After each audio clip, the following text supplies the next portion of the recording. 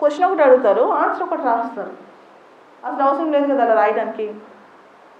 దానివల్ల 10 మార్కులకి 1 మార్క్ వేసి పంపిస్తారు. కానీ పాస్ అవ్వాలంటే 5 మార్కులు కావాలి. So address the question. ఏదైతే క్వశ్చన్ అడిగారో అది అడ్రస్ చేయండి. This is the first tip I can give. For example ఇంకో క్వశ్చన్ చెప్తాను చూడండి. What are private member bills? What are private member bills? How private member bills promote inclusive democracy? ఇది question.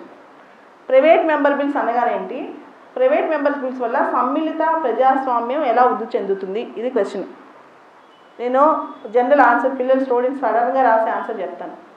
Private member bills అంటే government కాకుండా, మంత్రులు కాకుండా MPs introduce చేసే బిల్ని private member bill అంటారు. ఇప్పటికీ 14 ప్రైవేట్ మెంబర్ బిల్స్ మాత్రమే పాస్ అయ్యాయి. ప్రైవేట్ మెంబర్ బిల్స్ ఎక్కువ పాస్ అవ్వవు. అవి శుక్రవారం ప్రవేశపెడతారు. ప్రైవేట్ మెంబర్ బిల్స్ సమస్య చర్చలు సరిగ్గా జరగట్లేదు. అలా ప్రైవేట్ మెంబర్ బిల్స్ గురించి మాత్రమే చేస్తారు. కానీ క్వశ్చన్ ఏంటంటే how private member bills, increasing number of private member bills ensure inclusive democracy, effective democracy and fair democracy. ప్రజాస్వామ్యంలో ప్రైవేట్ మెంబర్ బిల్స్ వల్ల ప్రజాస్వామ్యానికి జరిగే లాభం ఏంటి? Question. What the use of private member bills in democracy? See if private member bills are properly discussed. Private member bills అంటే కేవలం pass అవ్వడానికి మాత్రమే కాదు. They will raise awareness. Lot many bills today which we have today are inspired by private member bills. చాలా చట్టాలు private member bills. ఉదాహరణకి తిరుచి శివ అని చెప్పి ఒక ఎంపీ ప్రైవేట్ మెంబర్ బిల్ ప్రవేశపెట్టారు, ట్రాన్స్జెండర్ బిల్. దాన్ని బేస్ చేసుకుని గవర్నమెంట్ చాలా సవరణలు చేసి ఒరిజినల్ బిల్ ప్రవేశపెట్టింది. అలానే బ్యాంక్ నేషనలైజేషన్, బ్యాంక్ జాతీకరణప్పుడు కూడా ముందు ప్రైవేట్ మెంబర్ బిల్ స్టార్ట్ అయింది. So there are many private member bills which inspire the real bills. And private member bills వల్ల ఏమవుతుందంటే ఏదో ఒక ప్రాంతంలోనో ఎంపీయో ఎమ్మెల్యేనో, ముఖ్యంగా ఎంపీస్ ఎవరైతే రేర్ ప్లేసెస్లో ఉన్నారో వాళ్ళు వచ్చి రిప్రజెంట్ చేయగలరు, వాళ్ళ ప్రాబ్లమ్స్ చెప్పగలరు. ఫస్ట్ టైం లడక్ ఎంపీ నిన్న మాట్లాడితే పార్లమెంట్లో అందరూ ఎలా విన్నారు చూసారా? 30. So each and every MP should have a voice. Each and every MP should have a voice to tell about his own concerns. అంటే రకరకాల మైనారిటీ గ్రూప్స్ ఉంటాయి. ఉదాహరణకి ఎల్జీబీటీస్ కానీ, ఉదాహరణకి ఏదైనా ప్రాంతం కానీ, వాళ్ళకి సంబంధించి ఒక బిల్లు ప్రవేశపెట్టే హక్కు ప్రతి ఎంపీకి ఉంటుంది.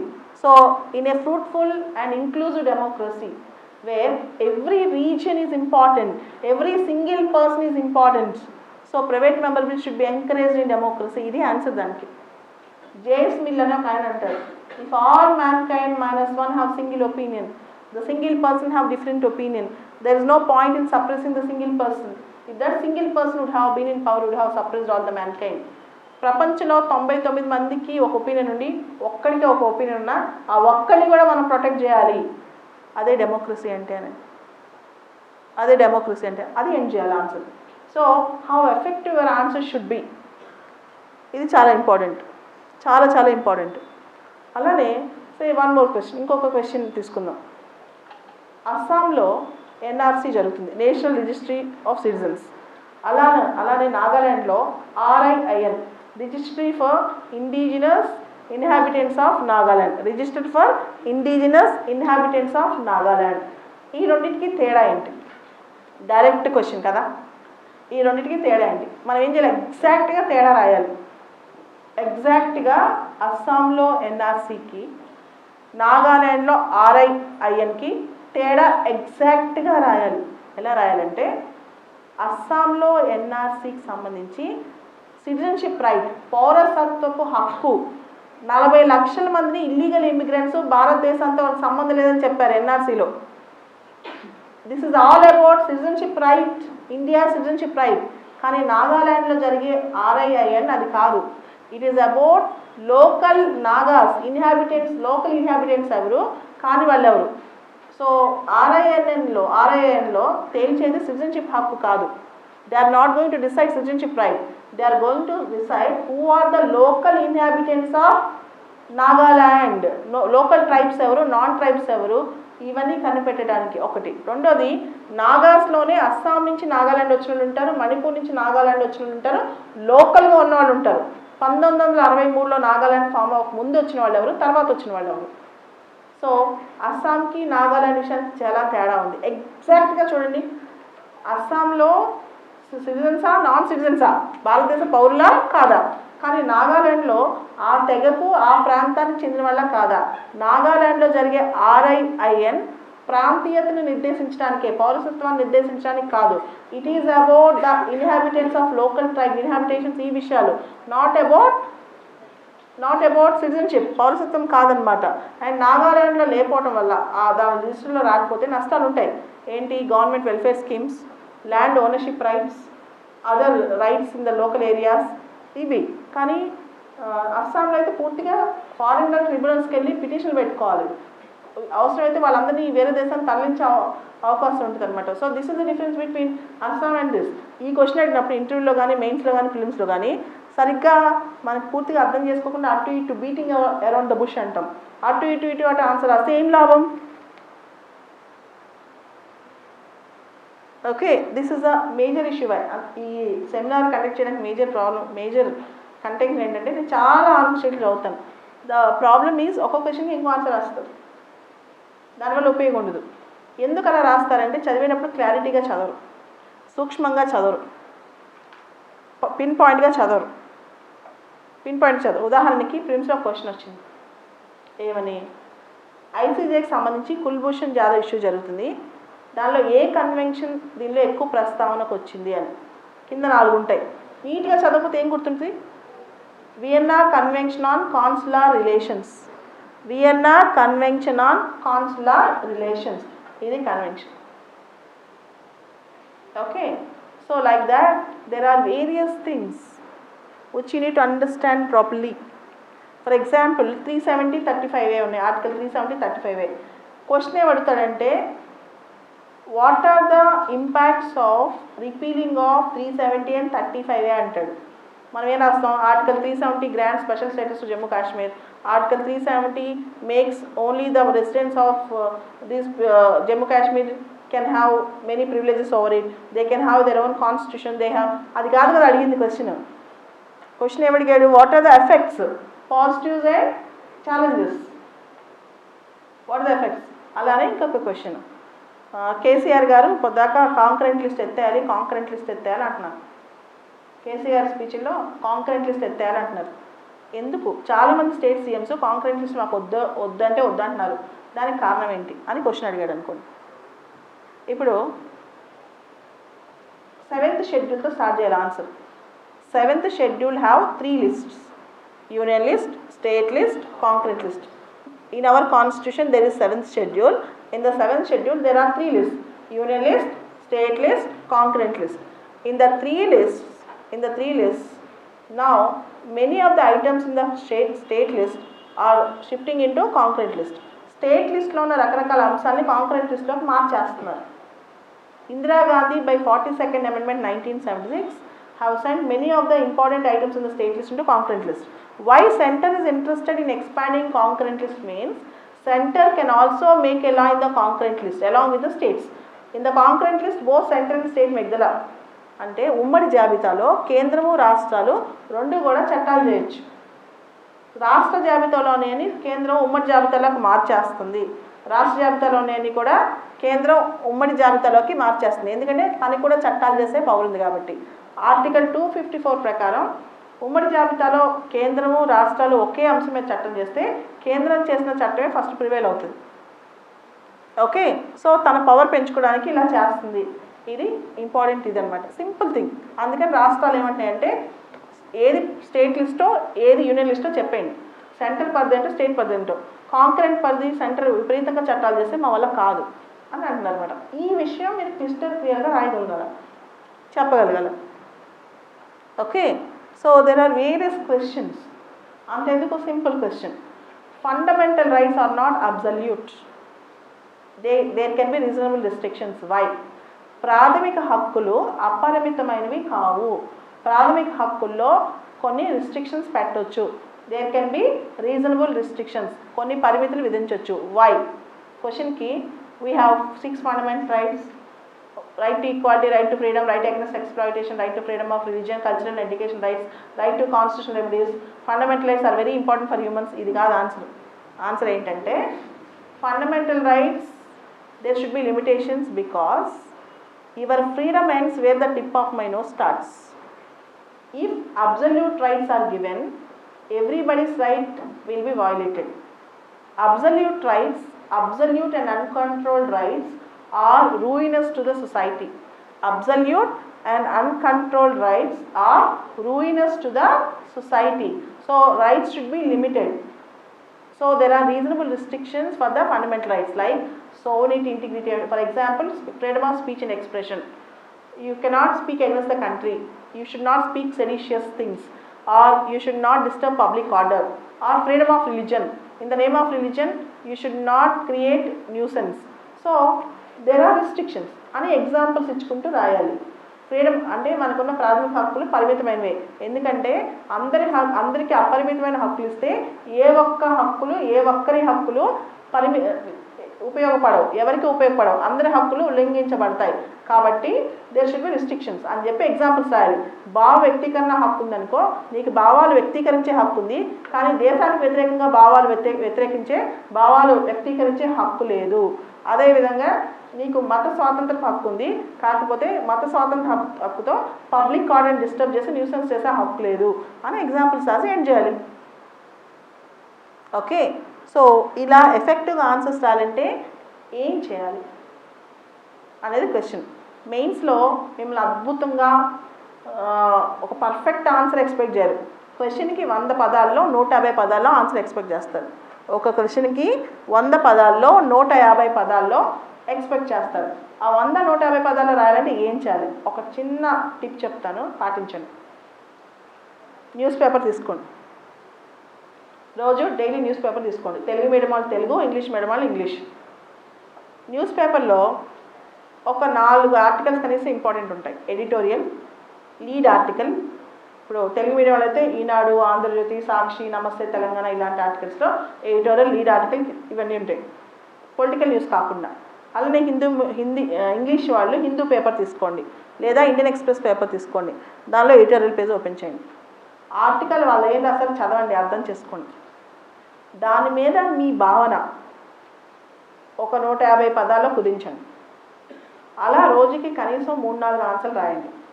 3-4 నెలల్లో మీకు భావాలు క్లుప్తంగా వ్యక్తీకరించే అలవాటు ఏర్పడుతుంది. దానివల్ల ఏమవుతుందంటే మీరు అనుకున్న దాన్ని కుదించి రాయగలరు, అనుకున్న భావన స్పష్టంగా రాయగలరు. అప్పుడు పాత క్వశ్చన్ పేపర్స్ తీసుకుని టెక్స్ట్ బుక్స్ చదివి ఆన్సర్స్ ప్రిపేర్ చేసుకోండి. This is how you have to begin your answer writing. Okay, లేదా ఇదంతా కాదు అనుకుంటారా, ఇంకొకటి చేయండి. ఫస్ట్ మొదట్లో అది కూడా ఇబ్బంది అయితే చదివిన తర్వాత చూసి రాయండి, భావం అర్థం చేసుకుంటూ. రోజుకి 2 ఆర్టికల్స్. ఇది కూడా కష్టం అనిపిస్తే భావం అర్థం చేసుకుంటూ ఒక 4 రోజులు ఫస్ట్ చూసి రాయండి, తర్వాత చూడకుండా రాయడానికి స్టార్ట్ చేయండి. ఇలా ఒక 6 నెలలు రోజు రాస్తే ఇంప్రూవ్మెంట్ వస్తుంది. దాని మేజర్ టెక్నిక్, ఇప్పుడు అక్షయ్ కూడా బయట రాబోతున్నారు కదా, తను చేసిన టెక్నిక్ కూడా అంతే. ఎగ్జామ్ ముందు రోజు కూడా ఎగ్జామ్ రాశాడు. ఎంత పరీక్షలాగా రాసి రైటింగ్ ప్రాక్టీస్ చేస్తే మీ భావాలు అంత స్పీడ్గా సబ్కాన్షియస్ మైండ్లో ఇంకిపోతాయి అన్నమాట. మీరు అనుకున్న భావాలు, మీరు ఇప్పుడు అంతా చదివింది వృధా పోదు. మనం ఏమనుకుంటాం, ఇదంతా వేస్ట్ అయిపోద్దామని. ఏం వృధా పోదు, అవన్నీ మన బ్రెయిన్లో వెళ్ళిపోతాయి. మనకు మర్చిపోయిన ఫీలింగ్ వచ్చింది, అది మతిమరుపు కాదు, అదంతా మన బ్రెయిన్లో లోపల అంతర్లీనంగా దాగుంటుంది. అది పరీక్ష రాసినప్పుడు బయటకు వస్తుంది. ఎప్పుడు మీరు నిరంతరం రోజు రైటింగ్ ప్రాక్టీస్ చేస్తారు. ఒక రెగ్యులర్గా రోజు రాయాలి, కంటిన్యూస్గా రాయాలి. అలా చేస్తే మాత్రం ఎఫెక్టివ్గా సక్సెస్ వస్తుంది. ఓకే, సో ఒక్కొక్క సబ్జెక్ట్కి ఎలాంటి రైటింగ్ ప్రాక్టీస్ చేయాలి, సబ్జెక్ట్ని బట్టి రైటింగ్ ప్రాక్టీస్, క్వశ్చన్ బట్టి రైటింగ్ ఉంటుంది. ఉదాహరణకి there is a question, trace out the efforts made by the international community for environmental protection. Trace out the efforts made by the international community for environmental protection. పర్యావరణాన్ని పరిరక్షించేందుకు అంతర్జాతీయ కుటుంబం ఇప్పటి వరకు ఎలాంటి ప్రయత్నాలు చేసింది, అంతర్జాతీయ వ్యవస్థ ఇప్పటి వరకు ఎలాంటి ప్రయత్నాలు చేసింది. ట్రేస్ అవుట్ అంటే బ్యాక్కి వెళ్ళాలి, హిస్టారికల్గా వెళ్ళాలి. ఫర్ ఎగ్జాంపుల్ 1972లో స్టాక్హోమ్ సమ్మిట్ జరిగింది, 1982లో నైరోబీ సమ్మిట్ జరిగింది, తర్వాత బ్రంట్లాండ్ రిపోర్ట్ వచ్చింది, బ్రంట్లాండ్ కమిషన్ వేశారు. 1992లో ఎర్త్ సమ్మిట్ లేదా United nations conference on environment and development జరిగింది. ఆ తర్వాత FCCC ఫామ్ అయింది. ఆ తర్వాత 1999లో క్యోటో ప్రోటోకాల్ అయింది. ఇప్పుడు ప్యారిస్ డీల్ జరుగుతుంది. ఇది మొత్తం ట్రేస్ అవుట్ అనమాట. ట్రేస్ అవుట్ అంటే మొదటి నుంచి ఇప్పటి వరకు ఎలా లీడ్ చేసుకుంటూ వచ్చాం, దాన్నే ట్రేసింగ్ అవుట్ అంటారు. ఓకే, నెక్స్ట్ క్రిటికల్లీ ఎగ్జామిన్ అంటే విమర్శనాత్మకంగా వివరించండి అని. ఓకే, ఇప్పుడు critically examine the annulment of article 370. Article 370 నిర్మూలించడంపై విమర్శనాత్మకంగా పరిశీలించు అంటే ఎందుకు నిర్మూలించారు? కాశ్మీర్ని పూర్తి స్థాయిలో భారతదేశంలో ఇంటిగ్రేట్ చేయడానికి. కాకపోతే దీనిలో ఇలాంటి సవాళ్ళు ఉన్నాయి. ప్రజల ఆమోదం లేకుండా చేశారు, అక్కడున్న వాళ్ళందరినీ అరెస్ట్ చేశారు. అదే కొంచెం కాన్సెన్సస్ బేస్తో చేస్తుంటే బాగుండేది. ఇది క్రిటికల్ ఎగ్జామ్. ఓకే, డిస్కస్ అంటే you are expected to discuss. For example, say 1857 revolt 1857 తిరుగుబాటుకి భారతదేశంలో ఉన్న రాజులు వీళ్ళందరూ సహకరించిపోవడం కారణం. దీంతోపాటు ఇట్లాంటి కారణాలు ఏమైనా ఉన్నాయా? వై 1857 రివోల్ట్ ఫెయిల్ అని క్వశ్చన్ అడిగారు. Discuss the reasons why 1857 revolt fail. అప్పుడు మీరు డిస్కస్ చేస్తూ ఎగ్జాంపుల్స్ పెట్టి రాయాలి. ఓకే, ఉదాహరణకి the big zamindars acted as breakwaters of the storm. పెద్ద జమీందారులు ఉప్పెనలా వచ్చే విప్లవాన్ని ఆపేశారు. ఓకే, సింధియాస్, గ్వాలియర్స్ వీళ్ళందరూ ఫస్ట్ రీజన్. పేరు రాస్తూ రాయాలి. సెకండ్ థింగ్, ఇండియన్ కింగ్స్ వాళ్ళ స్వప్రయోజనాల గురించి ఆలోచించుకున్నారు, అది స్వాతంత్ర పోరాటం కాదు. మూడవ రీజన్, భారతదేశంలో ఉన్న ఆయుధాలు బ్రిటిష్ వాళ్ళ ఆయుధాల ముందు తీసిపోయాయి. నాలుగవ రీజన్, కోఆర్డినేషన్ సరిగ్గా లేదు. ఐదవ రీజన్, ఈ యొక్క 1857 రివోల్ట్ దేశం మొత్తం ప్రాకలేదు, కేవలం దేశంలో 1/4 భాగం మాత్రమే ఇది వ్యాప్తి చెందింది, కాబట్టి ఫెయిల్ అయింది. ఇది డిస్కషన్. అక్కడక్కడ ఒక ఎగ్జాంపుల్స్ రాయాలి. అదే ఇల్లిస్ట్రేట్ అంటారు. ఇల్లిస్ట్రేట్ అంటే ఎక్కువ ఎగ్జాంపుల్స్ రాస్తూ చేయాలన్నమాట. డిస్కస్కి ఇల్లిస్ట్రేట్ కంటే illustration is with more and more examples. ఇల్లిస్ట్రేషన్కి ఎక్కువ ఎగ్జాంపుల్స్ కావాలి. ఓకే, ఒట్టి ఎగ్జామిన్ అంటే పాజిటివ్ నెగిటివ్స్, క్రిటికల్లీ ఎగ్జామిన్ అంటే ఎక్కువగా దానిలో ఉన్న నష్టాలు రాయాలి. ప్రోస్ అండ్ కాన్స్ అన్నారు అనుకోండి, pros and cons, positives negatives. Pros and cons అంటే positives negatives. For example, what are the pros and cons of spending more money in defence. Defence రక్షణ వ్యవస్థకి ఎక్కువ డబ్బులు ఖర్చు పెట్టడంపై లాభాలు నష్టాలు చెప్పండి.